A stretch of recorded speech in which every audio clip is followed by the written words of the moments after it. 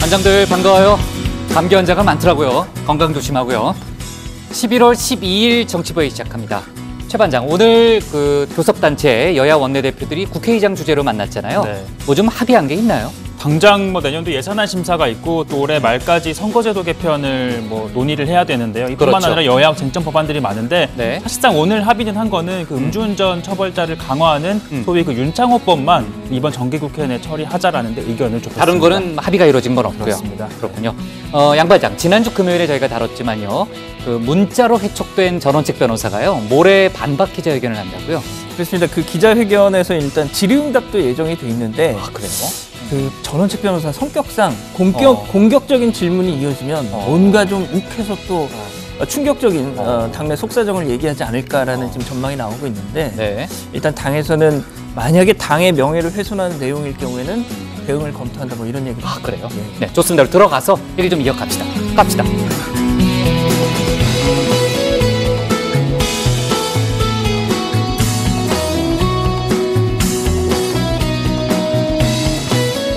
네, 반장들 자리에 앉았으면 정치부회를 시작하죠.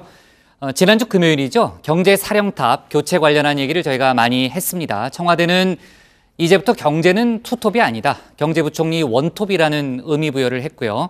홍남기 부총리 후보자 본인도 그 점을 강조했죠. 오늘부터 본격적인 인사청문회 준비에 들어갔는데 아침에 이제 기자들을 만난 자리에서 고용 상황을 엄중하게 생각한다. 또 민생경제 회복에 대해서도 추가적인 대책을 고민 중이라는 그런 입장을 밝혔습니다. 또 김수현 청와대 정책실장은 임명된 뒤 처음으로 오늘 국회 예결위 전체회의에 출석했는데요. 아무래도 이제 야당 의원들의 집중적인 공격이라고 볼 수도 있고요. 질의를 받았습니다. 신 반장, 최 반장 발제 때 조금 더 자세한 얘기를 해보고요. 육군이 오늘부터 GP라고 하죠. 감시초소, 시설물 철거 작업에 들어갔습니다. 그러니까 지금 시범 철수 대상이 11개인데 거기에 이제 GP의 병력과 장비 철수가 끝났기 때문인데요. 남북이 각각 1개씩은 남기기로 했죠. 나머지를 지금 다 철거를 하는 겁니다. 지금 원래는 이제 폭발을 할 예정이었는데 환경 보존 등을 고려해서 지금 이제 영상이 나오지만 굴착기를 이용해서 철거한다고 하더라고요. 오늘 정경두 국방장관이 또 다른 얘기인데 이제 국회 나와서 밝힌 내용인데 이 내용도 얘기를 하면서 또 동시에 이제 판문점 공동경비구역 JSA 비무장화를 위한 지뢰 제거 작업이 진행이 되어 왔잖아요. 북한에서요 636발의 지뢰가 제거됐다고 합니다. JS에서요. 그리고 이제 그 비무장 JSA 말고도요 그 DMZ 비무장지대에서도 지금 지뢰 제거 작업이 진행 중인데 그러니까 우리 같은 경우에는 지뢰 20발 그리고 그 폭발물 300개 정도를 제거했고 북한은 무려 4,000발 정도를 제거했답니다. 지뢰가 엄청나게 묻혀 있었어요. 네. 자, 그리고 이제 오늘 이제 나온 속보인데요. 서울 숙명여고 시험 문제 정답 유출 사건을 수사해온 경찰이 실제 문제 유출이 있었다는 결론을 내리고 수사를 마무리했습니다. 사건이 검찰로 넘어갔는데 경찰은 이미 구속된 전임 교무부장과 함께 쌍둥이 딸들도 기소해야 한다는 의견을 달아서 검찰에 사건을 넘겼습니다. 오늘 이제 수사 발표된 내용을 보니까요. 경찰은 전임 교무부장이 모두 5번 정기고사의 문제와 정답을 유출했다고 결론을 내렸고요. 쌍둥이 동생이 만든 암기장이 있는데 그 암기장에서 2학년 1학기 기말고사의 전 과목 정답을 메모해둔 사실을 결정적인 증거로 제시를 했습니다. 물론 그 구속된 교무부장은 관련 사실을 아직도 부인하고 있는 그런 상황이고요.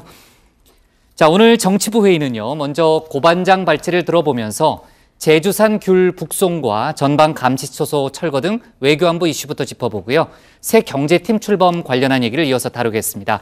전원책 변호사 해촉 후 내홍을 겪고 있는 자유한국당 상황과 예결위 등 오늘 국회 상황도 짚어봅니다. 그럼 먼저 고석승 반장의 발제부터 시작하겠습니다.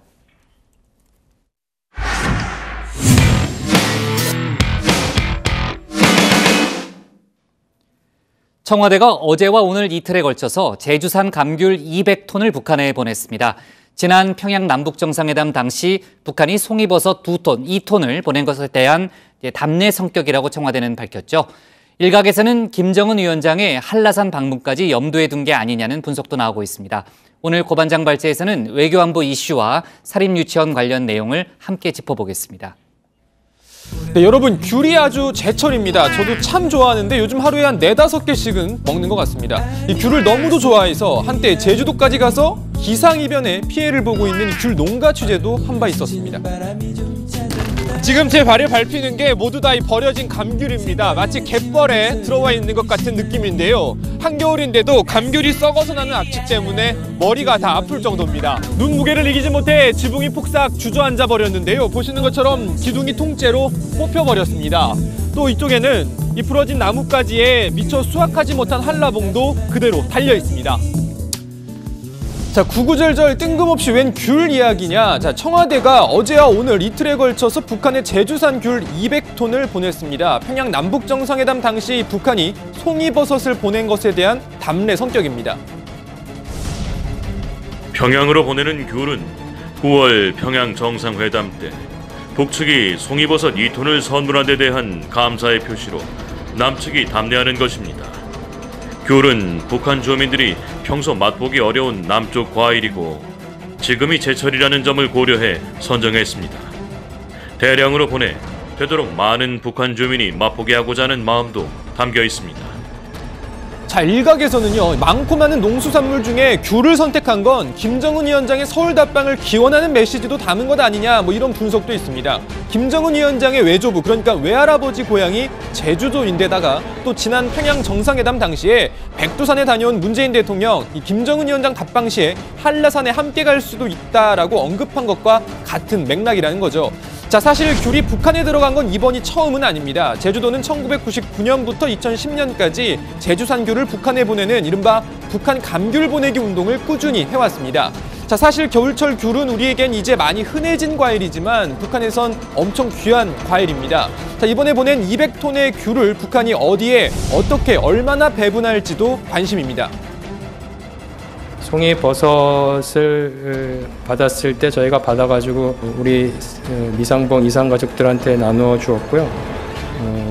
북측한테도 잘 전달이 됐고 누구한테 나눠주는지 뭐 하는지 그렇게 구체적으로 저희가 전달 대상자를 표현하지는 않았습니다. 그건 북측이 알아서 잘 활용할 것으로 그렇게 생각합니다. 예. 자, 그런데 이번 귤 담례 뜬금없는 데서 논란이 됐습니다. 발단은 홍준표 전 한국당 대표였습니다. 군 수송기로 북에 보냈다는 귤 상자 속에 귤만 들어있다고 믿는 국민들이 과연 얼마나 되겠습니까? 이미 그들은 남북 정상회담의 대가로 수억 달러를 북에 송금한 전력도 있었습니다. 자, 귤 상자 안에 귤 말고 다른 게 들어있을 수도 있다, 뭐 이런 이야기인데 그럼 뭐가 들어있을 거라고 생각하는 건지 하고 싶은 말은 뒷문장인 것 같습니다. 그러니까 귤로 위장을 해서 북한에 뭔가를 줘선 안 될 것을 준 게 아니냐, 뭐 이런 이야기인 것 같은데요. 자, 홍 전 대표의 이런 주장에 대해서 여야 모두 비판 의견을 내놨습니다. 아니, 귤 보낸 거랑 무슨 나중에 뭐 하신 분 눈에는 뭐만 보인다고 그러는데 제가 볼 때는 송이버섯 받은 거에 대해서 귤을 보냈더니 그걸 왜 보내냐, 이건 구체적으로 볼 땐 아니 뭐 받아만 먹고서 뭐 안 보내는 민족처럼 보이는 게 이게 맞습니까? 홍준표 전 대표의 그런 표현은 저는 과다하다고 봅니다. 과거에 대북 교류 또 대북 경협에 있어서 불분명했던 적이 많죠. 전력이 있기 때문에 이제 어떤 의심을 했다고는 볼 수 있으나 그런 어떤 그 추측은 저는 과다하다고 보고. 자, 두 사람 외에도요, 비판 의견이 줄을 이었습니다. 몇 개만 간략하게 소개해드리면 민주평화당 박지원 의원은 귤 상자에 무엇이 들어있는지 의심된다면 그것이 무언지 직접 밝혀라. 차라리 귤을 보내는 것을 노골적으로 반대하지 이런 얄팍한 의혹을 제기하는 건 꼼수라고 말했습니다. 자, 그리고 민주당 박영선 의원, 아마도 그렇게 살아온 사람만 할 수 있는 말이다. 어떻게 이런 상상과 말을 할 수 있나라고 말했습니다. 자, 바른미래당 하태경 의원은요, 대선 후보까지 지낸 사람이 유언비어를 유포하냐라면서 강하게 홍 전 대표를 비판했습니다. 자, 귤 담례 관련 이야기는 들어가서 좀 더 해보겠습니다. 자, 지난주, 지지난주 계속 전해드렸던 이 사립유치원 이야기도 잠깐 해보겠습니다. 사립유치원 공공성 강화를 목적으로 민주당 박용진 의원이 대표 발의한 이른바 유치원 3법을 둘러싸고 논란이 한창입니다.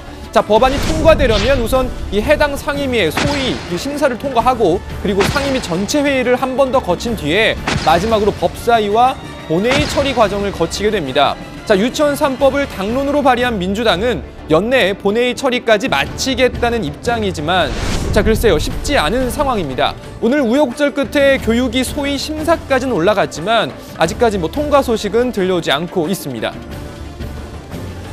자유한국당이 약간 이렇게 논의를 안 하려고 하시는 스탠스는 그대로인데 위원장님이 진행을 하시고 계세요. 그래서 지금 첫 번째 진행을 했어요. 유아교육법 개정안은 얘기를 들었고 자 현재 한국유치원총연합회는 해당 법안이 헌법의 사유재산권을 침해하는 등 사립유치원 존립을 불가능하게 할 가능성이 크다면서 반발하고 있습니다. 이런 상황에서 한국당을 중심으로 의견 수렴이 더 필요하다는 주장이 나오고 있는데요. 한국당은 각계각층의 의견을 더 들어보고 다음 달 초에 당론을 내겠다 이런 입장입니다. 자 사립유치원 논란과 관련해서 적극적으로 의견을 냈던 단체 정치하는 엄마들은 반발하고 나섰습니다. 유피아 3법에 반대하는 게 아니라면 일단 이 법안을 심의 의결하여 정기국회 내에 통과시킨 다음 자한당의 법안을 발의하면 될 것이다. 자한당은 사립유치원 설립자 4천여 명의 사적 이익을 대변하기 위해 사립유치원에 다니는 50만 아이들의 교육권과 건강권, 안전권, 행복 추구권을 외면하는 것이다. 네, 오늘 발제 이렇게 정리하겠습니다. 청와대 송이버섯 답례로 귤 보내, 남북정상 한라산 등반 마중물 되나. 네, 홍준표 전 한국당 대표의 귤 관련 발언, 아까도 이제 고반장이 얘기했지만요. 정치권에서 오늘 상당히 많은 논란이 됐어요. 그 얘기를 먼저 좀 해볼게요. 홍 전 대표가 처음에 글을 올리고 나서 아까 이제 고반장이 소개했던 대로 많은 정치인들의 그 비판 글이 이어지니까 홍 전 대표가 다시 재반박하는 글을 또 올렸다면서요? 예, 그렇습니다. 그 첫 글을 올린 지 4시간 만에 지나서 4시간 정도 지나서 글을 또 하나 올린 겁니다. 아, 제가 귤이라 그랬네요. 글쎄 말이에요. 예, 홍 전 대표가 이 글에서 뭐라고 했냐면 DJ 정부 시절에 청와대 고위층이 LA 친지를 일주일 정도 방문하면서 난 화분 2개만 가져갔다고 청와대를 통해서 발표를 했지만 트렁크 40여 개를 가져간 사진이 나중에 들통난 적이 있다. 우리가 그 트렁크 내용물이 뭐냐 이렇게 계속 추궁을 했지만 답변을 않고 얼버무린 일이 있었다라고 했습니다. 경험칙에 기반해서 이런 얘기를 했던 것 같은데 그러면서 과거에도 송이 선물을 받은 일이 있었지만 이번처럼 답례로 선물을 보낸 일은 없는 걸로 기억한다면서 의심받을 만한 위험한 불장난 하지 말아야 한다 이렇게 주장을 했더군요. 네, 아까 이제 박영선 의원 같은 경우는요. 아마도 이제 그런 경험이 있는 당이라서 그런지 몰라도 그렇게 살아온 사람만 할 수 있는 또 얘기가 아니겠느냐 이런 얘기도 했지만은 오늘 여당인 민주당뿐 아니고요. 야당 쪽에서도 비판의 목소리가 많이 나왔죠. 네, 우선 정의당 이정미 대표는 홍준표 전 대표의 발언을 빗대서 이렇게 말했습니다. 귤 상자에는 귤만 들어있지 않고 평화에 대한 의지와 연내 답방이라는 소망이 들어있다라고 했습니다. 그러면서 이 사과 박스부터 시작해 과일 대신 엉뚱한 물건을 과일 상자에 담는 일이야 이 자유한국당이 전문일지 모르지만 괜한 시비 걸기를 중단하라. 이번 논란은 선물조차 공연한 시비거리로 만드는 대북 제재의 비현실성을 보여주고 있다라고 했습니다. 그리고 보수 야당인 바른미래당도 이렇게 논평을 냈는데요. 이런 식의 비판은 차라리 안 하는 게 낫다라면서 홍 전 대표의 카더라 통신이 정신을 혼미하게 한다라고 했습니다. 네. 이번 이제 제주산 귤이 이제 어제와 오늘 북한에 간 거는 물론 이제 지난번 송이버섯에 대한 답례 성격도 있지만은 또 제주산 귤이라는 점에서 김정은 위원장의 한라산 답방의 마중물 아니냐 이런 분석도 많이 나오잖아요. 관련해서 또 주목을 받고 있는 게 원희룡 지사의 움직임입니다. 원희룡 지사가 김정은 위원장 답방을 준비하는 거겠죠. 백록담에 대한 직접적인 점검을 했다면서요? 네, 그렇습니다. 원 지사가 지난 토요일 제주 지역 언론인들과 함께 한라산 백록담을 다녀왔다고 밝혔습니다. 김정은 위원장의 서울 답방 시에 한라산 방문 가능성이 있는 걸 고려해서 현장 상황 점검했다는 건데요. 네, 원희룡 지사, 남북 정상의 헬기 이용과 관련해서 이 백록담 분화구안이나 기존 성판화 코스 이 착륙장 사용 방안을 실무적으로 검토하고 있다면서 이 남북 정상의 한라산 방문을 통해 핵무기를 없애고 평화와 화해의 전환점을 맞길 바란다고 이야기했습니다. 그리고 원 지사는 어제 농업인의 날 기념 행사에 참석을 해서 이 북한에 보낸 귤과 관련한 언급도 했는데요.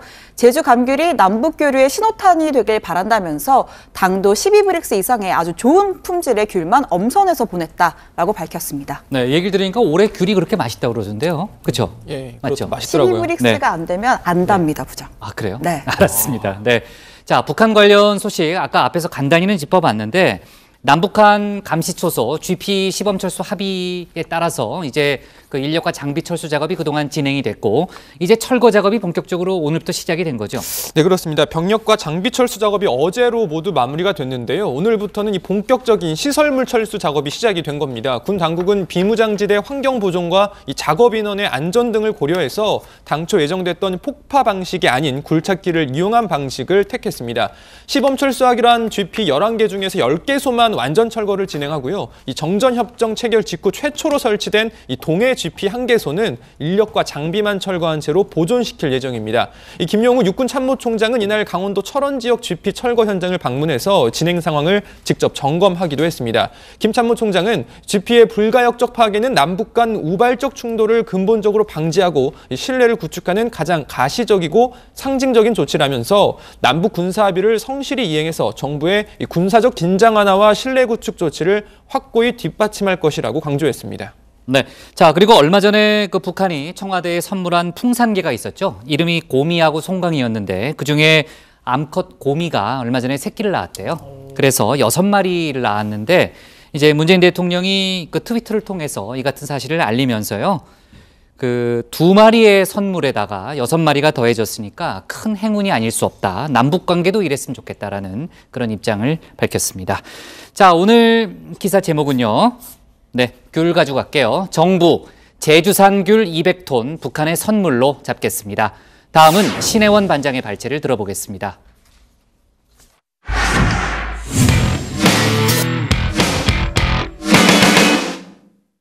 네, 저희가 지난주 금요일 속보로 다뤘지만 문재인 정부 2기 정책팀이 꾸려졌죠.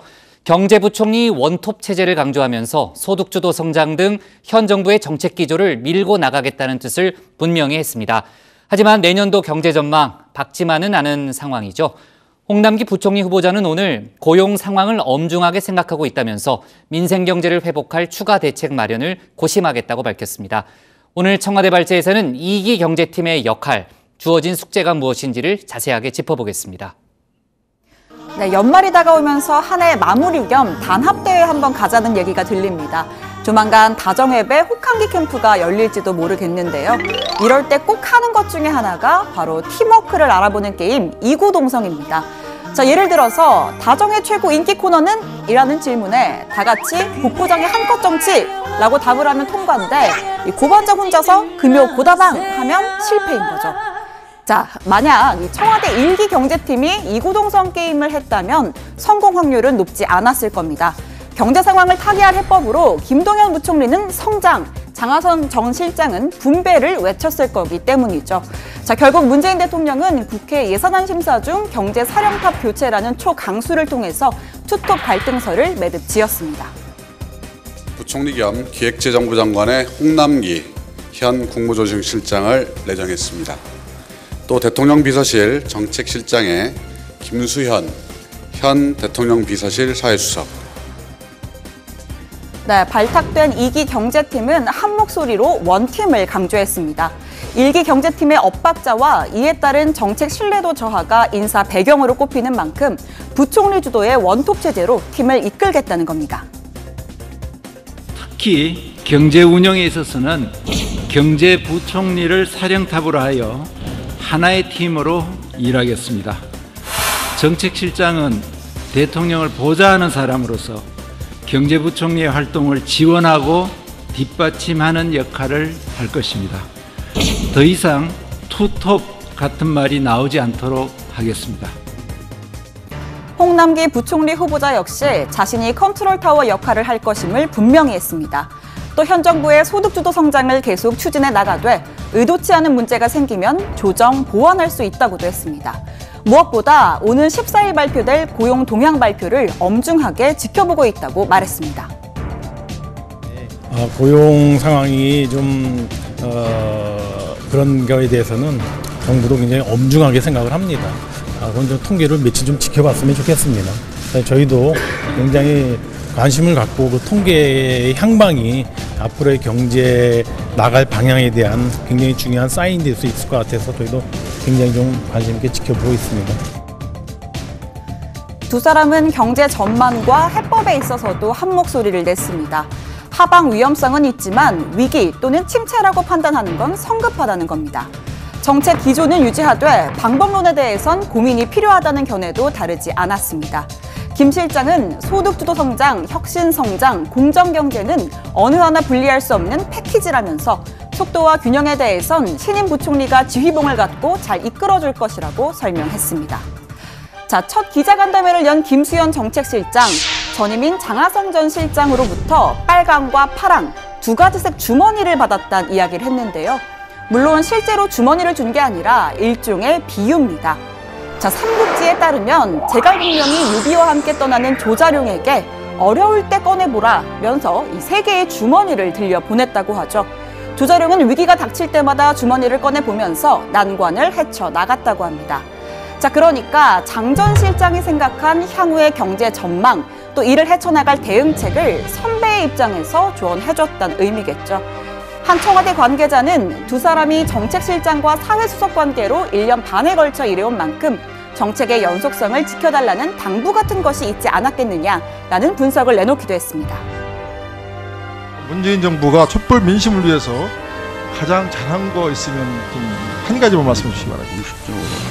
저는 경제적으로 본다면은 저희들이 이 저소득층을 위해 또 중산층을 위한 소득주 성장의 정책을 시행한 거라고 그렇게 생각합니다. 시행한 거라고.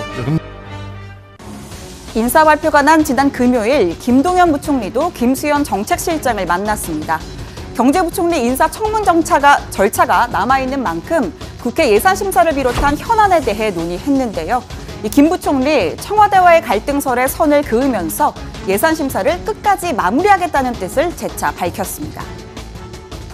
남은 있는 기간 동안에 끝까지 최선을 다하는 것이 공직자의 도리라고 생각을 하고 열심히 남은 있을 때까지 최선을 다하려고 생각하고 있습니다.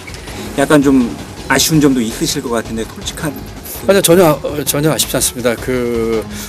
정무직의 인사하는 문제는 인사권자의 결정에 따르는 것입니다. 정치권 러브콜에 대해서 어떻게 뭐 그런 러브콜 받아본 적도 없고요. 누가 저한테 러브콜 전화한 사람도 없는데요. 뭐 정치생활 한 적은 없습니다. 네, 참고로 후임인 홍남기 후보자 인사청문회는 이달 말 또는 다음 달 초쯤 열릴 것으로 예상됩니다. 재산과 병역 문제 등 청문회 준비와 함께 어제부턴 현안을 위주로 업무 보고도 받기 시작했습니다. 오늘 청와대 발제 이렇게 정리합니다. 경제 원톱 홍남기 후보자 고용 상황 엄중히 생각입니다. 네, 지난 금요일 청와대가 2기 경제팀 인사를 단행했죠. 저희가 차근차근 짚어봤는데 김수현 정책실장 같은 경우에는 청와대 인사이기 때문에 청문회가 필요 없어서 바로 임명이 된 거고요. 홍남기 후보자 같은 경우는 지금 이제 인사청문회 준비. 다정의 최고 인기 코너가 뭐예요? 나 그거 물어보고 가려고 그랬는데. 복부장의 고다방? 알았습니다. 자, 그나저나 지금 이제 인사청문 절차 아까 보니까 지금 오늘부터 사무실에 출근하기 시작한 거죠?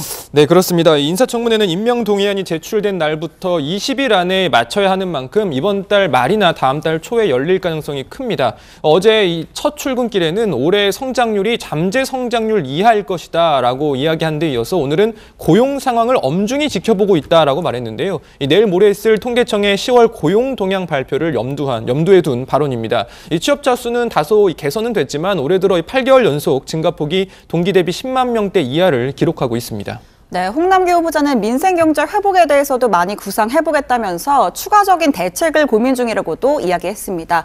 어제는 세지실로부터 첫 업무 보고를 받았고 오늘부터는 경제정책, 국제금융 관련 현안을 위주로 업무 보고를 받을 예정이었는데요. 앞으로 주기적으로 여러 재계 인사와 만나서 소통하겠다고도 밝혔습니다. 들어보시죠. 저는 꼭 경제인뿐만이 아니고 제 생각에 자영업자라든가 중소기업, 중견기업, 대기업까지 포함해서 좀 두루두루 만나려고 합니다. 제 1번은 그분들에 대한 의견을 경청하는 겁니다. 그래서 그분들이 언제든지 이렇게 만나서 소통 경로가 있다는 걸 제가 좀 보여드리고 그분들이 주신 말씀을 정책에 좀 반영할 수 있도록 최대한 노력을 할까 합니다. 이 김수현 정책실장도 어제 기자간담회 했습니다. 우선 자신의 역할은 신임 경제부총리를 보좌하는 데 있다. 이렇게 이 점을 분명히 했는데요. 앞서 뭐 불거졌던 1기 경제팀의 불협 화음을 의식해서인지 2기 경제팀의 팀워크를 강조한 발언으로 풀이가 됩니다. 경제팀 내부의 혼선을 막고 또 포용국가 실현을 위한 정책 구상에 힘을 쏟겠다는 건데요. 뭐 소득주도 성장, 혁신 성장, 공정경제 이거는 분리할 수 없는 패키지다. 이 3대 기조에 대해서는 변함없이 추진하겠다라는 입장도 덧붙였습니다. 들어보시죠. 우리는 당면한 소득 불평등, 저성장, 저출산의 도전을 극복하고 함께 잘 사는 포용국가로 나아가야 합니다. 이를 위해서는 경제정책과 사회정책에 대한 통합적 접근이 필요합니다.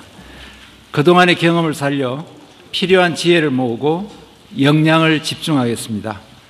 대통령께서 저를 정책실장으로 임명한 주된 이유도 여기에 있다고 생각합니다. 김수현 정책실장이 부동산 전문가라고 이제 뭐 불러도 좋을 이제 그런 인물인데 참여정부 때 부동산 정책을 입안했고요.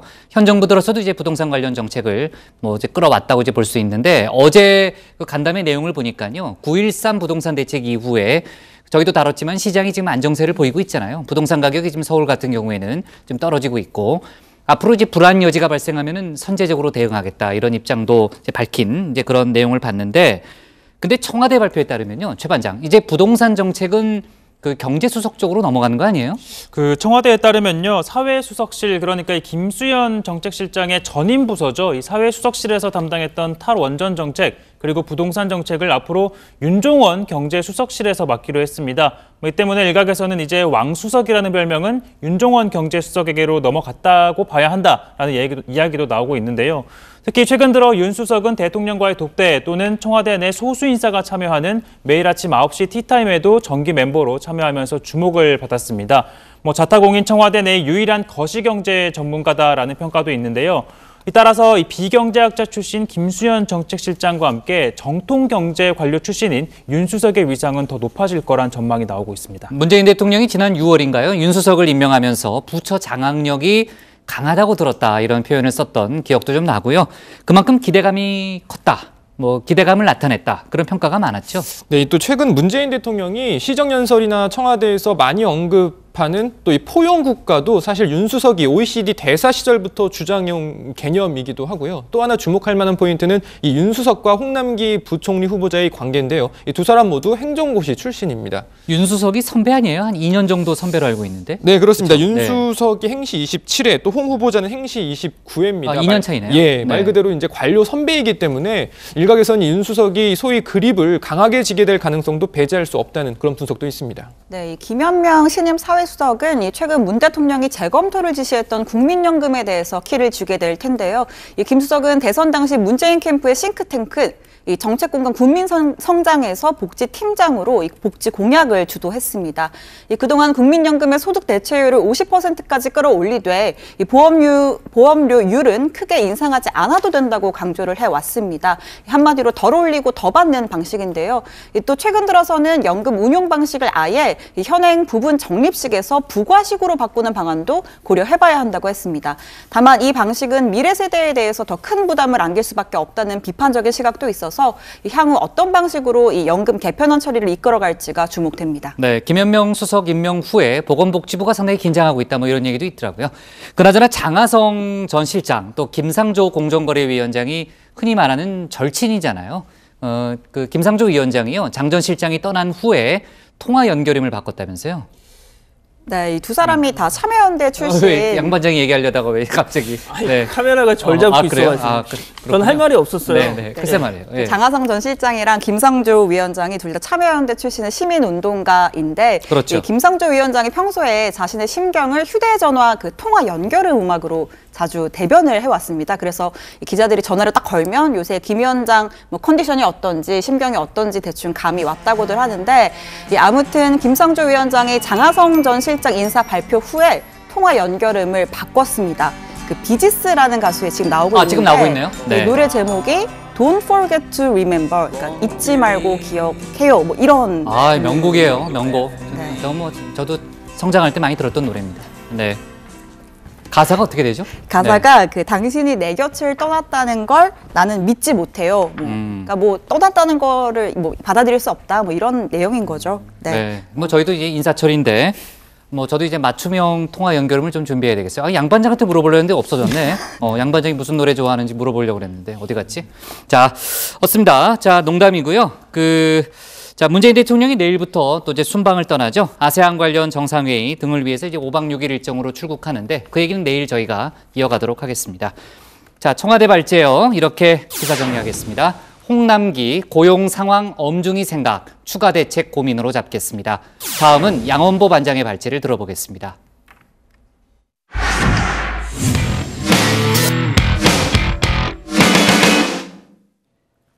지난주 금요일 전원책 변호사 해촉 이후 오늘 자유한국당이 첫 비대위 회의를 가졌습니다. 김병준 비대위원장은 당의 기강을 세우기 위해서는 어쩔 수 없었다면서 전 변호사 해촉의 불가피성을 역설했죠. 전 변호사의 자리를 메울 후임 조강특위 위원 인선도 서두른다는 입장입니다. 하지만 전 변호사는 모레 기자회견을 갖겠다면서 한국당 지도부와 일전을 불사하겠다는 의지를 밝히고 있습니다. 오늘 양 반장 발제에서는 관련 소식과 다른 정치권 뉴스를 함께 알아보겠습니다. 네, 그렇습니다. 지난 금요일에 이렇게 뭐 십고초려해서 모셔왔다던 전원책 변호사를 그야말로 이 단칼에 잘라버린 이 자유한국당 김병준 비대위원장, 특히 그 해촉 사실을 문자 한 통으로 통보했다고 해가지고 더 충격적이고 논란이 있었죠. 자, 결단력을 보여준 것까진 좋았는데 인적 쇄신을 엉뚱한 곳부터 하고 있다. 지적이 끊이지 않습니다. 본인도 그걸 의식했는지 이 사태 수습에 주력하더군요. 이렇게 말이죠. 그다음에 당의 전체 기강이 흔들리는 상황을 더 이상 볼 수가 없었다라고 이야기를 드립니다. 우리 당과는 이제 뭐 관계가 끊어진 뭐 자연인 또 시민의 한 사람으로서 하는데 제가 뭐라. 그 세상에. 그러니까 너는 자연인이다. 그러니까 서울시민 전원책 씨다. 선을 확 그어버립니다. 자, 전원책 변호사 가만히 있을 수 없었죠. 해촉 직후에 한국당에 드러나지 않은 진상이 많다. 뭔가 이렇게 딱 얘기할 것처럼 운을 띄웠습니다. 해서 이 모레 수요일 기자회견, 혹시 한나라당의 적나라한 내부 속사정 탈탈 터는 폭로 기자회견 되지 않을까? 그래서 심지어 한국당 비판하는 쪽에선 야, 이거 미리미리 이거 팝콘이라도 사다 놔야 되는 거 아니냐, 뭐 조롱까지 하던데요. 자, 본인은 그래도 그러진 않을 거다라고는 했습니다만 두고 봐야죠. 자, 그런데 이 썰전은 무려 2년 전부터 오늘의 이 상황을 예고한 바 있습니다. 이렇게요. 그 모든 걸 그렇게 예측하시면서 본인의 어떤 그 구설이라든지 이런 건 예측을 못 하시나요? 하루 종일 검색어 1위. 네. 그렇죠. 금요일날 검색어 1위였죠. 자, 자세한 얘기는 들어가서 더 전해드리겠습니다. 자, 다음 소식입니다. 옛 성현들 말씀 틀린 거 없습니다. 과유불급이라고 했지 않습니까? 저도 이걸 계속 전해드리면서 좀 지나치다 과하다 싶었는데 결국 당에서 옐로 카드를 받았습니다. 바른미래당 이현주 의원, 박정희 전 대통령은 천재적이다. 이걸 시작으로 보수 아이콘 등극을 위해 쏟아낸 이딴 발언들이 결국 당 지도부의 심기를 건드리고 만 거죠. 자, 손학규 대표 오늘 아침 회의에서 이렇게 경고했습니다. 바른당의 행사에 참여하면서 당과 아무런 협의도 논의도 없었습니다. 바른미래당의 존엄을 훼손하는 행위에 대해서는 엄중히 경고하지 않을 수 없습니다. 야, 최고 존엄은 들어봤어도 당의 존엄, 이게 무슨 말을 했길래 당 존엄 훼손이라고까지 한 걸까요? 그렇습니다. 이 자유한국당 청년특위 행사에 지난 주말 이 초청을 받고 가서 강연을 했는데 그게 문제였던 거죠. 자, 보시죠. 자, 한국당에 입당하실 건가요? 라는 질문이 나왔다는 겁니다. 자, 거기에 대해서 새로운 흐름, 새로운 동력이 한국당에서 나오길 바란다. 그러면 내가 함께 할 수 있다. 라고 한 거죠. 자, 결국 이 얘기는 뭐 정계 개편이 시작되면 난 갈 수 있다, 간다, 뭐 이 얘기 아니냐는 건데요. 글쎄요, 무소속이라면 모를까. 당적을 갖고 있는 당인으로서는 좀 부적절해 보이기도 하는데 바른미래당 내부에서도 너무 자기 위주로만 생각하는 게 아니냐 이렇게 비판하더군요. 그러고 보니까 김구라 씨가 또 한 번 이렇게 예측했던 적이 있습니다. 들어보시죠. 예, 서경석이하고 대학교 동기도만요. 네네, 네, 같은 과였습니다. 굉장히 친하게 지냈었고요. 예. 아마 경석이가 저를 좀 좋아하지 않았을까. 아니 뭐 굉장히 빼어난 외모신데 약간 근데 자기 위주로 좀 이렇게 생각하시는 그런 느낌이 있으신 것 같아요. 네, 이 김구라 씨 얘기입니다, 이건. 자, 다음 소식 가보죠. 자, 극우 인사 지만원 씨가 한국정신대문제대책협의회에 대한 허위사실 유포로 법원에서 유죄 선고 받았습니다. 자, 지난 9일 서울 북부지법이 지 씨를 징역 8월에 집행유예 2년 선고한 거죠. 2015년도에 쓴 글이 문제였던 건데, 자, 이 정대협에 대해서 이거 참 제 입으로 말씀드리면 위안부를 정치적 앵벌이로 삼았다. 또 자랑스럽지 않은 위안부 할머니들, 또 빨갱이들의 부끄러운 노름 등등 허위 사실, 막말 퍼부었다는 혐의를 유죄 인정한 거죠. 자, 그런데 이 지 씨를 비판하는 쪽에서는 놀랍지도 않다는 겁니다. 항상 그래왔다는 거죠. 당장 지난주만 해도 이렇게 말이죠. 저 광주 것들이, 저 전라도 것들이 전라도가 북한 땅이기 때문에 그런 거예요. 자, 이렇게 정치적 반대파들에 대해서는 독설을 서슴지 않지만 본인, 자기의만큼은 또 유난스럽다는 게 이 지 씨를 비판하는 쪽의 분석입니다. 이렇게 말이죠. 천재 소리 듣던 내가, 그러면 내가 뭐냐? 내가 갈릴레오야. 내가 갈릴레오야. 예, 뭐 마지막 소식입니다. 이 수학능력 시험이 이제 사흘 앞으로 다가왔습니다. 수험생 여러분들 많이 초조하실 텐데요. 자, 이렇게 시험 직전일 때 해서는 안 될 것들, 이거 정말 이거 각별히 유의하셔야 합니다. 특히 긴장 푼다고 노래 너무 많이 듣지 말라는 거죠. 특히 이 중독성 강한 노래들 절대 금물. 왜냐? 이 영어 듣기 평가 같은 거 할 때 나도 모르게 이 콧노래를 흥얼거리다 보면 이 집중력이 분산될 수 있다는, 큰일 난다는 거죠. 대표적인 게 옛날 그 WS501의 이 노래 있지 않습니까?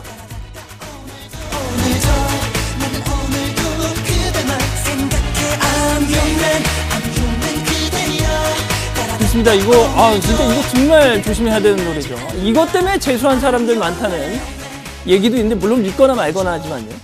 자, 이 텐잼 연구소라는 데서 시험을 앞두고 이 노래는 피해야 한다. 노래 학생들 10대들을 대상으로 설문조사를 해봤답니다. 절대 들어서는 안 될 노래. 자, 대망의 1위는 바로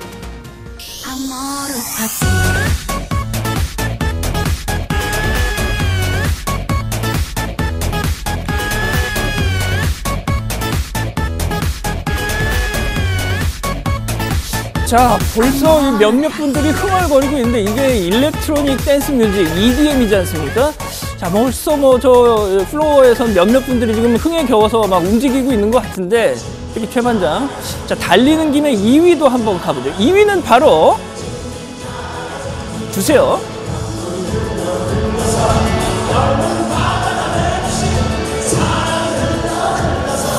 네, 오늘 준비한 소식은 여기까지고요. 절대 이들 노래는 이번 주만큼은 좀 참아주셨으면 합니다. 여기까지입니다. 네, 아까 최 반장이 몸을 흔드는 것도 나왔지만요. 옆에 고 반장이 노래 나올 때마다 노래를 불러요. 흥부자예요, 흥부자. 고 반장. 자, 이번 한 주라고 했지만은 사흘 남은 거 아니에요? 목요일이죠, 수능이. 그렇죠? 네. 사흘만 좀 이제 절로 흥얼거리게 되는 노래들은 좀 자제하는 게 어떨까 하는 생각이 좀 들고요. 그나저나 이제 전은책 변호사 모레 기자회견을 하겠다고 했고, 본인이 일단은 심하게 폭로할 것 같지는 않은 그런 분위기를 연출했지만, 아까 이제 전 변호사의 알려진 성격도 얘기했지만은 잘못하면 진흙탕 싸움으로 갈 거다, 이런 예측들이 많이 나오더라고요. 네, 그렇습니다. 그리고 해촉 당일, 이 통보 당일에는 상당히 격앙된 반응을 보였던 게 사실입니다. 특히 그 문자 해촉, 이 당에서 밝힌 시간보다 더 뒤에 문자를 받았다고도 이 전 변호사는 밝힌 바 있습니다. 그런데 일단 전 변호사 폭로 같은 건 아니라면서 내가 생각하는 건 여전히 한국 보수 정당의 재건이라고 말했습니다. 아마도 이 조강특위 활동을 통해서 본인이 계획했던 것을 설명할 것 같은데, 하지만 아픈 곳을 건드릴 가능성 충분히 있어 보입니다. 이미 이 김병준 비대위원장에 대해서 특정 김정인을 조강특위에 넣어달라고 명단까지 건넸고 그걸 거절하면서 갈등이 시작됐다라고 말한 만큼 폭탄 발언도 가능하다는 관측입니다. 지금 이제 고 반장이 얘기한 바로 그 특정인을 넣어달라고 부탁했다. 청탁이죠, 일종의. 그 부분에 대해서 김병준 위원장도 반박을 했던데 그런 뜻이 아니라는 거죠, 신 반장? 네, 그렇습니다. 이 본인이 두 사람을 천거했다고는 인정했습니다. 그런데 취지가 전혀 다른데요. 조강특위 인선이 계속 지연이 되니까 전원책 변호사와 가까운 두 사람 명단을 추려서 건넸다는 겁니다. 정작 그 사람들은 자신을 모른다는 거죠. 그러니까 청탁이 아니라 도와주려고 했던 거다, 그런 차원인 거죠? 네, 그렇습니다. 이 김병준 비대위원장 취임 이후에 별다른 결과물을 내놓지 못하면서 당장 리더십 위기에 빠진 그런 상황인데, 그나마 다행이라면 전원책 변호사가 지명한 외부 조강특위 위원들 이 3명은 당에 잔류하기로 했다는 겁니다. 김 비대위원장은 후임 인선을 서두르겠다고도 했습니다. 신 반장이 이제 리더십의 위기라는 표현을 썼지만요. 지금 이제 정치권, 특히 이제 자유한국당 내부 얘기를 들어보면요. 김병준 비대위원장의 리더십에 큰 상처가 났다는데 이견이 별로 없어 보여요. 특히 차기 당권을 노리는 중진들이라든지 우리가 흔히 말하는 개파들 쪽에서는 김병준 비대위원장에 대한 공격이 아무래도 거세질 수밖에 없겠죠. 네, 사실 그동안 친박이든 비박이든 각 개파가 김병준 체제에 크게 저항을 하지 못했던 이유가 바로 이 인적 쇄신이라는 대의 명분을 쥐고 있었기 때문입니다. 그런데 그 작업이 자신들의 내분으로 시작도 못하고 지금 좌초된 상황이잖아요. 이 때문에 당장 각 개파에서는 선출되지 않은 지도부의 한계를 여실히 보여줬다면서 하루빨리 전당대회를 치러서 당 체제를 정비하자라는 주장이 나오고 있습니다. 당장 김문수 전 경기지사, 김진태, 심재철, 조경태, 정우택 의원 등이 내일 여의도 모처에서 차기 당대표 경선과 관련해 후보 단일화 여부 등을 논의할 예정이라고 합니다. 네, 김병준 비대위원장도 이런 흐름을 또 알고 있을 테니까 쇄신 작업을 서두를 텐데 하여간 자유한국당 내부 상황 좀 더 지켜보고요. 특히 이제 모레 전원책 변호사가 어떤 얘기를 할지 저희가 속보를 챙기는 걸로 하겠습니다. 자, 방탄소년단을 향한 일본 방송의 출연 취소 소식을 저희가 이제 속보로 다뤘었잖아요. 또 우익들의 집중적인 공격이 이어지고 있는데 이런 상황에서 방탄소년단이 일본에 도착했다면서요? 그렇습니다. 지난 10일 일본 하네다 공항에 도착을 했다고 하더라고요. 근데 보통 같으면 하네다 공항 도착 사진이나 이런 것들이 나올 텐데 모르겠습니다. 제가 못 찾아서 그런 건지 모르겠지만 쉽게 볼 수가 없더라고요. 우리 정치권에서도 지금 막 발끈하고 있죠. 왜 이 민간 영역에까지 이렇게 정치적인 잣대를 들이대느냐라고 말이죠. 민주당, 자유한국당 논평이 나오고 입장이 나오고 있습니다. 자, 일단 BTS 방송 출연은 취소가 됐는데 도쿄돔 공연은 예정대로 진행이 된다고 합니다. 이미 전석 매진이 됐고 또 이 티켓이 온라인상에서는 또 고가에 또 매매가 되고 있다고 하고요. 또 이번에 새로 나온 싱글 앨범은 일본 이 오리콘 데일리 차트에서 5일 동안 계속 지금 1위를 달리면서 벌써 40만 장 넘게 팔리고 있다고 합니다. 대세엔 지장 없을 거예요. 제가 보기엔요. 네. 이 문제를 좀 자세하게 들여다보면 조금 황당한 구석이 있습니다. 그 지민 씨가 입은 그 광복 티셔츠 사진 있잖아요. 저 사진이 작년이거든요. 그런데 강제징용 대법원 판결을 앞둔 지난달에 극우 매체들이 이 사실을 다루기 시작한 겁니다.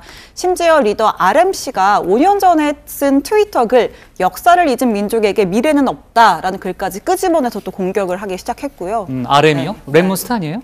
원래 랩몬스터로 데뷔를 했다가 2017년 11월 13일부터 RM으로 개명을 했습니다. 그건 몰랐네요. 저는 그냥 랩몬스터라고 불러가지고 항상. 그거는 이제 DJ 덕이라고 하는 거랑 똑같은 거죠. 그래요? 그때 제가 DJ 덕 소개했잖아요. 내년이 1주년, RM 1주년입니다. 그래요? 아무튼 좋습니다. 그렇고요. 이 내일과 모레 도쿄돔 공연을 앞두고 SNS에서 우익들을 비난하는 여론들도 힘을 얻고 있다고 합니다. 얘기를 들으니까 전 세계 아미들이 총궐기했다고 하는데요. 어제 당장 일본 내에서 혐한 집회가 재개됐다는 또 그런 소식도 좀 들려왔잖아요. 그러니까 뭔가 전체적으로 손발이 착착 맞는 그런 모양새예요. 네, 그렇습니다. 일각에서는요, 이 정부와 코드를 맞추는 이른바 일본어 이 손타쿠 분위기가 작동한 거 아니냐 이런 분석도 나오고 있습니다. 손타쿠가 정확히 뭐예요? 최 반장이 아주 잘하는 건데요. 최 반장이 잘하는 거예요? 윗사람이 원하는 대로 알아서 이렇게. 그래요? 예, 이렇게 하는 아무튼 이해가 한 번에 되네요. 본인 얘기를 하는 것 같은데. 저를 인사철이니까 알아서들 잘 하고요. 알겠습니다. 자, 올해 들어서 이 한반도 화해 분위기에 이어 이 재팬 패싱 지적이 나온 뒤에는 이 납치 문제 해결에 목매는 일본 정부가 이 한국의 화해 제스처를 계속 취했잖아요. 그때는 이런 집회가 전혀 일절 없다가 이번에 대법원 판결이 나니까 또 이렇게 시작을 한 겁니다. 근데 내후년에 당장 올림픽을 치러야 하는데 도대체 정신이 있나 모르겠네요. 네, 제가 그 혐한 집회 장면을 좀 봤는데요. 뭐 도쿄역이나 긴자에서 이 행동하는 보수운동이라는 단체가 주축이 됐더라고요. 국교, 단교, 또 뭐 제1교표, 추방 등을 외치면서 전범기를 들고 도심 한복판을 저렇게 활보를 했습니다. 물론 이러한 뭐 이상한 사람들만 있었던 거는 아니고요. 그 혐한 시위대를 따라서 혐한 시위대를 혐오하는 단체들이 또 반대 집회를 하면서 국가의 수치다 같은 등을 외치는 모습도 있었습니다. 어쨌든 일본 방송에 이번 방탄소년단 푸대접, 일본의 과거 만행을 더욱 알리는 자충수가 됐다라는 평가도 나옵니다. 네. 자, 그리고 지난 토요일 새벽이죠. 청와대 경호처 직원이 만취 상태에서 한 시민을 무차별 폭행하는 정말 황당한 일이 벌어졌습니다. 경찰서에 가서도 글쎄요, 술 취한 사람들이 흔히 하는 그런 얘기 있잖아요. 니들 내가 누군지 알아? 뭐 그런 얘기를 또 반복했다면서요? 그렇습니다. 청와대 경호처 소속 5급 경호원 유모 씨라고 하는데요. 술집에서 옆 테이블 손님한테 내가 북한 술을 가져왔는데 같이 마시자 하다가 잘 마시다가 그 사람이 갑자기 자리를 옮기니까 그게 기분 나쁘다고 뭐 폭행을 했다는 겁니다. 자, 경찰서에 가서도 행패를 부렸고 결국 청와대 직원들까지 출동을 해서 이 상황이 정리가 됐다고 하는데 너 왜 그래? 당신 왜 그랬어? 그러니까 취해서 기억이 잘 안 난다라고 했다는 겁니다. 지금 뭐 아시다시피 이 주취 감경에 대한 사회적 분위기가 상당히 나쁘지 않습니까? 그럼요. 예. 네. 지금 무슨 정신으로 이런 짓을 했는지 모르겠는데 청와대에서는 일단 이 직원을 직위 해제하고 징계위원회를 열기로 했다고 하네요. 네, 직위 해제 조치를 청와대가 했고요. 야당의 목소리를 들어보니까 구속하라 뭐 이런 목소리까지 있더라고요. 네, 좋습니다. 오늘 기사 제목은요. 전원책 모레 기자회견 김병준 이미 자연인으로 정하겠습니다. 다음은 최종혁 반장의 발제를 들어보겠습니다.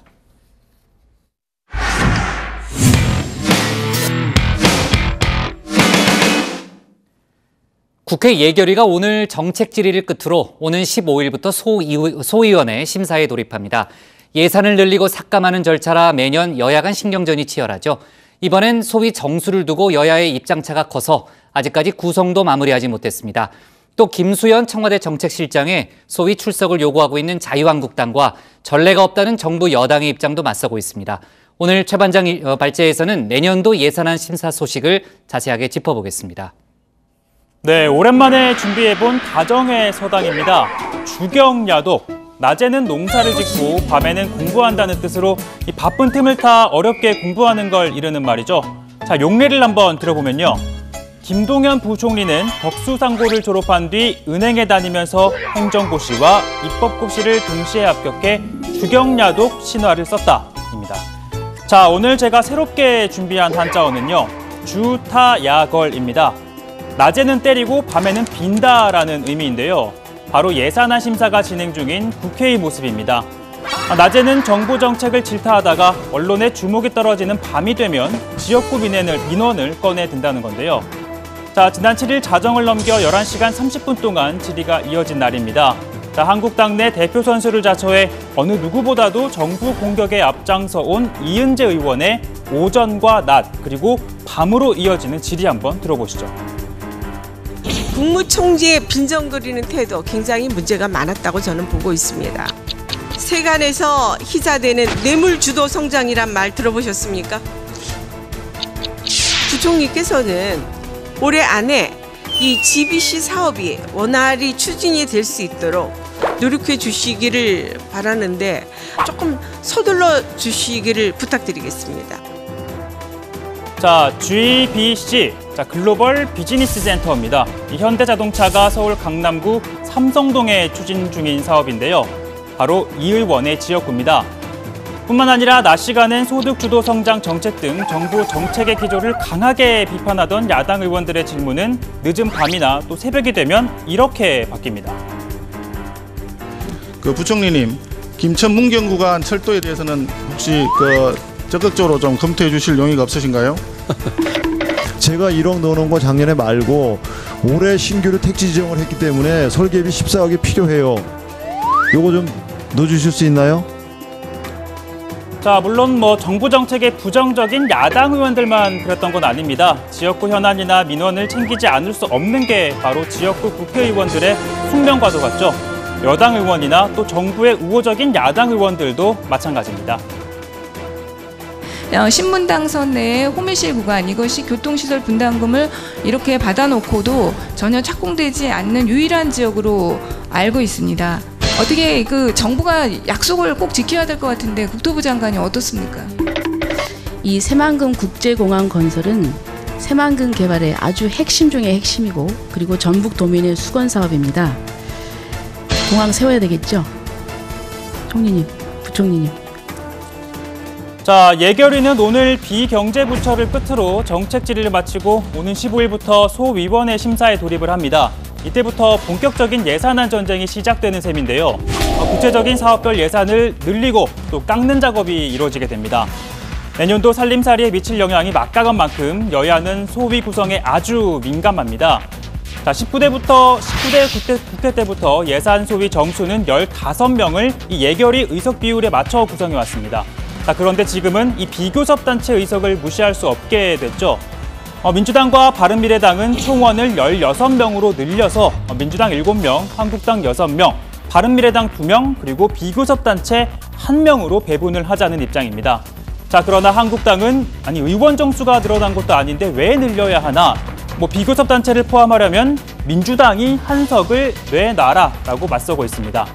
자, 비교섭단체 몫이 사실상 여권 성향인 점을 감안한 것으로 보입니다. 앞서 보신 것처럼 예산 확보에 사활을 거는 의원들로서는 이 한석의 가치가 어마어마하기 때문에 쉽게 합의가 이루어질지는 미지수입니다. 뿐만 아니라 여야 3당 예결위 간사들이 회동했지만 불발이 됐죠. 그리고 문희상 국회의장과 3당 원내대표 간 정례회동에서도 이 소위 정수 조정 문제를 논의했지만 합의에 이르지 못했습니다. 오히려 경제사령탑 교체를 두고 한국당은 예산안 심사 중에 이럴 수 있냐라고 반발을 했고요. 또 민주당은 바꾸랄 땐 언제고 바꾸니까 딴소리냐며 설전을 주고받았습니다. 아니 전장에 장수를 목을 빼놓고 그 장수가 뭐 들고 싸우는 거예요? 법적으로 다음 장관이 임명될 때까지는 지금까지도 다 그렇게 해왔잖아요. 걱정하지 마십시오. 그 안에 이제 장관 임명 빨리 처리하겠다 이야기를. 그 전에 야당에서 하도 바꾸라고 그래가지고요. 이미 김이 빠져. 야당말만 그렇게 들어서는 되냐고. 아니 그 두 사람 바꾸라 그랬지만 순차적으로 장하순 실장부터 먼저 하고. 바꾸라 그래서 바꾸면 문제고 또 뭐 순서가 틀렸다고 하고 어떡합니까? 자, 결국 중재자 역할을 한 건 문희상 국회의장이었습니다. 여야 모두 잘한 것도 또 잘못한 것도 없다며 질책과 격려를 내놨습니다. 양측을 지혜롭게 설득하기 위해 내놓은 솔로몬의 선택, 아니 솔로 문희상의 선택입니다. 둘 다 일리가 있어. 그만 이제 더 이상 하지 마라. 그러면 다 맞는 소리야. 아니 그 의장님도 이 정치 오래 하신다는데 이 예산 심의해달라고 예산 넘겨놓고 주무부처 장관 이렇게 경기를 하는 경우 봤습니다. 못 봤어요. 못 봤죠. 50보 100보네요. 조금씩 양보하는 수밖에 없어요. 그리고 역지사지해야 돼. 특히 용모에 더 건강하게 아름다운 우리 김문태 의원이 잘해주시기를 바랍니다. 자, 다만 여야는 음주운전 처벌을 강화하는 일명 그 윤창호법을 이번 정기국회 내에 신속하게 처리하기로 하는 데는 합의했습니다. 자, 오늘 발제 이렇게 정리해 보겠습니다. 예결위 예산 소위 구성 진통, 여야 정기국회 현안 합의 모태입니다. 내년도 예산안 심사를 해온 예결위가 이제 오늘 정책 질의를 끝으로 일단은 마무리가 되고요. 15일부터 본격적인 소위 심사에 들어갑니다. 아까 이제 소위 구성에 대해서 최 반장이 얘기를 했고, 오늘 전체 회의에는 특히 이제 김수현 신임 청와대 정책실장이 출석했어요. 아까 신 반장 발제 때 저희가 이제 경제사령탑 얘기를 좀 해봤는데 비상한 각오로 일하겠다, 이런 각오를 다시 내비쳤죠. 네, 그렇습니다. 김수현 실장은 경제와 고용 문제에 국민들의 걱정이 많은 시점에 정책실장을 맡게 됐다면서 무거운 책임감을 느낀다. 저를 포함해 청와대 정책실 직원 모두 비상한 각오로 일하겠다는 의지를 밝혔습니다. 민주당 윤우덕 의원은 김 실장이 어제 기자간담회에서 경제는 원톱이라고 한 데 대해서 경제부총리의 힘을 실어줘 올바른 견해를 갖고 있다라고 평가하기도 했습니다. 이 김수현 신임 실장 이야기 직접 들어보시죠. 비록 제가 경제를 전공하지 않았다 하더라도 청와대에는 경제수석, 경제보좌관 등 경제 분야를 다루는 전문가들이 있습니다. 이분들의 더 열심히 또 앞장서서 일할 수 있도록 뒷받침을 하겠습니다. 앞으로 경제부총리가 중심이 돼서 우리나라 경제 운영과 고용 확대 등에 나설 수 있도록 잘 뒷받침하겠습니다. 네, 반면 야당에서는 김 실장의 정책 기조를 따져 물었습니다. 자유한국당 이은재 의원이 아직도 원전 폐기 생각이 유효한가라면서 대부분 선진국은 원전 보유국에서 재생에너지로 갔다가 원전으로 돌아간다라고 이야기를 하니까 김 실장 나라마다 사정이 다른 것 같다라고 답변을 했습니다. 또 이 의원은 김 실장을 향해서 예산안 심의가 진행되는 과정에서 부총리를 경질한 건 국회 심의에 대한 힘빼기 작전이라면서 이 같은 의견을 청와대에 전달해달라고도 이야기했습니다. 김수현 실장이 오늘 이제 그 예결위 전체 회의는 출석을 했지만요. 자유한국당은 예결위 소위에 나와라. 그래서 예산 증액이라든지 또 삭감 과정에 대한 논의를 함께 하자 이런 주장을 펴고 있는데 김 실장은 그에 대해서는 부정적인 입장을 내놨죠. 예, 오늘 그 예결위 출석하기 전에 기자들하고 만나서 뭐 몇 마디를 했는데요. 방금 말씀하신 부분에 대해서 그건 맞지 않고 내 본분도 아니다라고 했습니다. 야당이 지금 김동연 부총리가 경질되면서 야당과 예산을 논의할 카운터파트가 없다 이렇게 주장하는 데 대해서는 또 형식 논리가 맞지 않다라고도 했습니다. 통상 이 예산 소위에는 기획재정부 차관이 참석하는 게 그동안의 관례였는데 하지만 한국당이 강하게 요청하고 있는 상황에서 김 실장이 거부 입장을 분명하게 밝힌 만큼 또다시 이 부분에 대해서 야권의 공세가 좀 있을 걸로 보이네요. 글쎄요. 지금 이제 양반장이 얘기한 그런 부분도 있고 또 민주당 쪽에서는 이제 예산 심사가 끝난 다음에 12월 초쯤에 이제 홍남기 이제 경제부총리 후보자에 대한 청문회를 실시할 거를 검토하고 있다는 얘기를 내놓던데 한국당에서는 조명래 환경부 장관의 임명을 문재인 대통령이 강행한 부분에 대해서도 지금 반발하고 있잖아요. 그러니까 청문회 정국이 또다시 얼어붙었다 이렇게 볼 수 있는 거죠. 네, 김성태 자유한국당 원내대표 이렇게 얘기를 합니다. 문재인 대통령이 조명래 환경부 장관 임명을 강행을 했다. 그러면서 이 조 장관은 다운 계약서, 위장 전입 등 범법적 행위로 그 감방에 가도 모자랄 사람이라며 국회는 청문회 요식 절차만 거치게 하고 대통령은 임명을 강행했다라고 비판을 했습니다. 그러면서 민주당은 그 어떠한 경우든 대법관 청문회를 하자고 요구해서는 안 된다라고 했는데요. 아시겠지만 앞서 문재인 대통령이 지난달 16일에 김상환 대법관 후보자에 대한 인사청문 요청안을 제출했지만 한국당이 아직까지 위헌 명단을 제출하지 않으면서 일정이 잡히지 않고 있는 상태입니다. 네, 문희상 국회의장과 여야 원내대표들 간의 회동에서도 청문회가 쟁점이 됐습니다.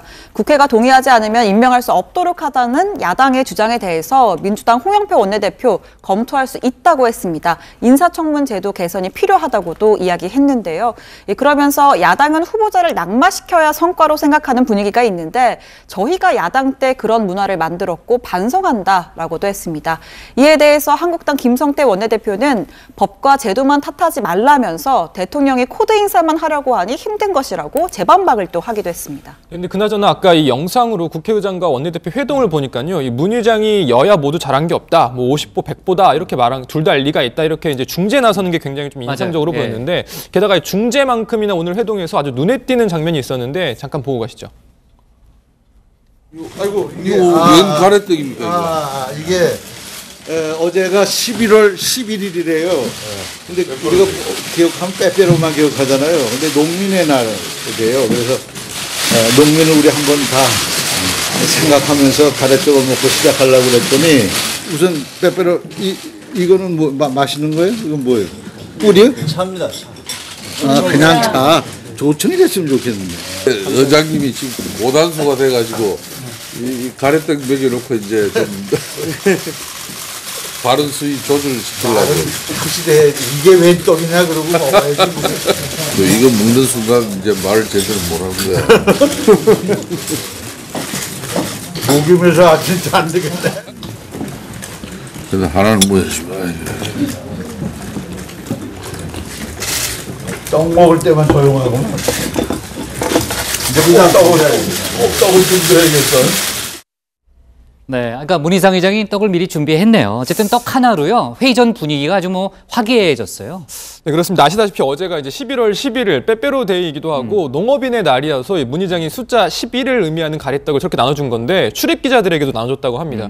그런 의미에서 저희 정치부의 분위기 좀 훈훈하게 부장께서는 또 뭐 준비하신 거 따로 없으신가요? 없어요. 전혀 없고요. 고반장이 많이 돌렸겠네요. 어제 빼빼로 때 그죠? 빼빼로. 부장 그리고 네. 방금 저 자리에서 어떤 민주당 관계자가 네. 서영교 수석도 어제가 생일이었습니다. 이렇게 귀뜸을 했다는 거예요. 그랬더니 문희상 의장이 서영교 수석을 바라보면서 빼빼로 아닌데? 뭐 딱 그랬다는 거죠. 그랬더니 서영교 수석이 네. 의장님 네. 그랬다는 거죠. 알았습니다. 무슨 얘기인지 아시겠죠? 저는 이해되시죠? 알아들었어요. 예. 네. 좋습니다. 죄송합니다. 자, 김성태 원내대표가 지난번에 시장에서 군고구마를 사왔던 그런 기억이 좀 나고요. 자, 오늘 예결위에서는요, 유치원 비리, 아까 이제 고반장 발제 때 잠깐은 다뤄봤는데, 윤해 사회부총리하고 한국당 의원 간의 설전도 벌어졌다면서요? 네, 그렇습니다. 유치원 비리를 막기 위한 소위 박용진 3법의 논의를 앞두고 있는데 자유한국당 이장우 의원이 유은혜 부총리를 향해서 사립유치원들이 유아교육 발전에 상당 부분 기여한 건 사실 아닌가? 이들이 모두 적폐 집단인가? 라고 물었습니다. 그러면서 부총리가 유치원 관계자들과 공식 간담회를 가지지 않았다면서 정부가 너무 일방적으로 몰아붙이는 것 아니냐라고 지적하기도 했습니다. 저 부족한 정부가 잘못한 걸 일단 몰아가기 전에 정부가 제도를 먼저 고쳐야 될 거 아닙니까? 정부도 책임이 있지만 사립 유치원의 회계의 부적절함이 합리화될 수는 없습니다, 의원님. 누가 합리화한다고 그랬어요? 잘못된 건 잘못된 거지. 사립 보세요. 유치원의 일부 부정적인 회계의 부적절한 부총리? 사용을 한 일부 유치원들이 지금 계속 그렇게 묻는 말만 대답하세요. 사립 유치원을 전체로 적폐로 몰아간 적이 없음을 다시 한번 말씀드립니다. 네, 이를 두고 이 의원은 의사진행 발언을 통해서 유 부총리의 답변 태도가 공격적이라면서 국민과 국회에 대한 도전이고 불통 부총리라면서 위원장을 향해서 주의를 달라라고 요구를 했습니다. 그런데 여당 의원들이 반발하면서 한때 또 신경전이 벌어지기도 했습니다. 네, 사법농단 수사 관련 속보를 간단히 짚어볼게요. 검찰이 이번 주 안에 임종원 전 법원행정처 차장을 기소하게 되는 거죠? 그렇습니다. 검찰은 이 임 전 차장의 구속기간이 오는 15일 끝나는 만큼 그 전에 기소를 한다는 방침인데요. 자, 임 전 차장이 구속 이후 진술을 거부하고 있습니다. 하지만 이 검찰은 그동안 확보한 문건 또 전 현직 판사들의 진술 뭐 이런 것들을 토대로 윗선을 향한 수사 이어가는 데는 큰 문제가 없다는 입장입니다. 이미 이 차한성 전 대법관에 대한 소환 조사는 이루어졌고요. 임 전 차장을 기소한 다음 이르면 다음 주에는 박병대, 고영한 전 대법관도 피의자 신분 소환이 가능할 걸로 보입니다. 네, 그동안 이제 정치권에서는 특별재판부를 만들어야 한다라는 논의를 많이 해왔는데 법원이 일종의 자구책으로요. 그 중앙지법 내 형사합의부 숫자를 좀 늘리기로 했다면서요? 네, 현재 서울중앙지법에 형사합의부 재판부가 13개가 있습니다. 그런데 법원은 오늘부터 3개를 늘려서 16개로 운영을 하겠다라고 밝혔는데요. 아시다시피 기존 13개 재판부 중 6개 재판부 소속 법관들이 사법농단 의혹에 직간접적으로 연루가 되어 있어서 재판이 공정하지 않을 수 있다라는 지적이 나오자 일종의 고육지책을 내놓은 셈입니다. 다만 법원은 민사재판 담당 법관 중 여러 사항을 종합적으로 고려해 신설 재판부에 보임했다라고 밝혔을 뿐 구체적인 재판부 구성 기준은 공개를 하지 않았는데요. 규칙에 따라 종결하지 않은 거고 이 특별재판부 법안을 발의한 민주당 박주민 의원은 이 우려를 완전히 제거했다기엔 미흡하다. 사법농단과 전혀 관련 없는 법관인지 검토를 해봐야 한다라는 지적을 내놨습니다. 네, 임종원 전 차장에 대한 기소가 이번 주 이루어지기 때문에 아까 누가 얘기했죠? 그 양 반장이 얘기했던 대로 전 대법관에 대한 수사 이제 소환 조사가 곧 이어질 걸로 보입니다. 자, 오늘 기사는요 예결위 상황으로 할게요. 유치원 비리 놓고 윤해 이장우 설전으로 제목을 잡겠습니다.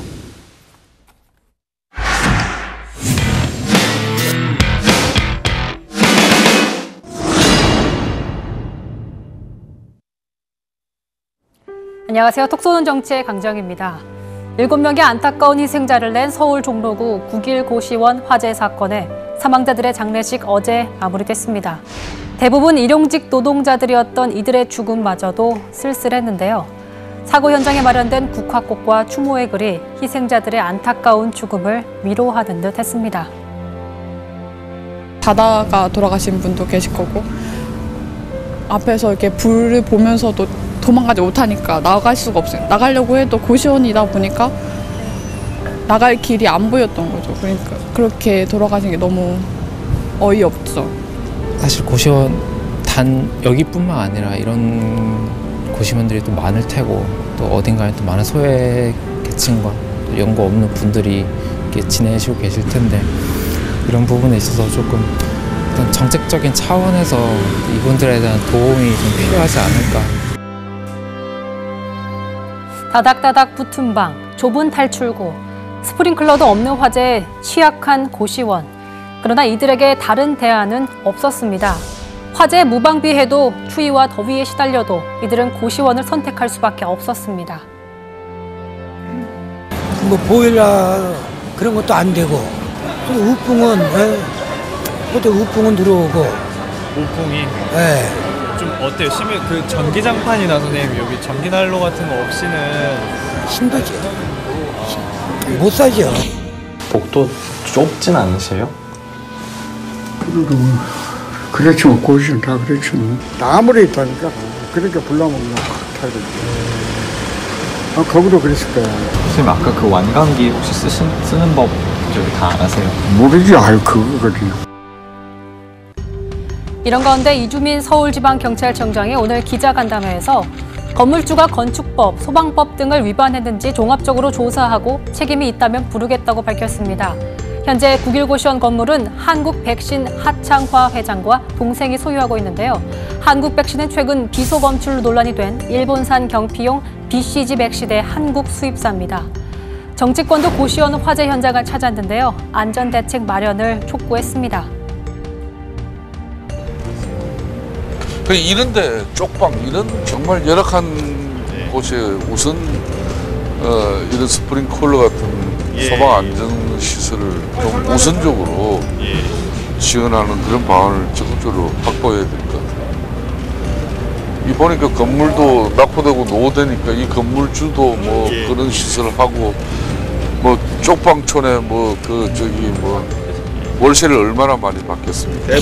그래서 이게 스프링클러 설치 의무화 이전의 건물들의 경우에는 지금 다 이 소방 시설로부터 그 안전점검 대책으로부터 방치되어 있지 않습니까? 그래서 소급해서 소방 시설들을 더 강화할 수 있는 방안들도 저희가 마련을 해야 되겠다는 생각이 듭니다.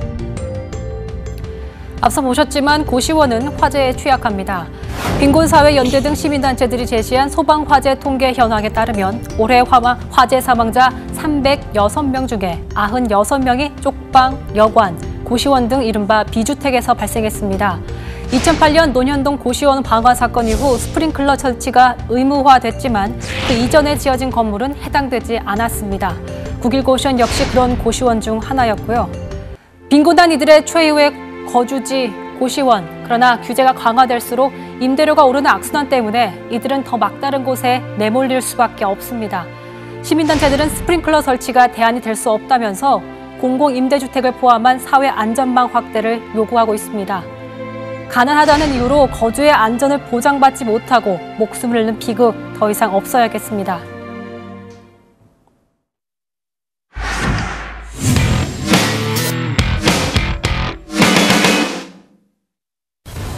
네, 오늘 저희가 고른 한 컷은 보건증 훔치고 욕설 낙서 프랜차이즈 대표 갑질 논란입니다.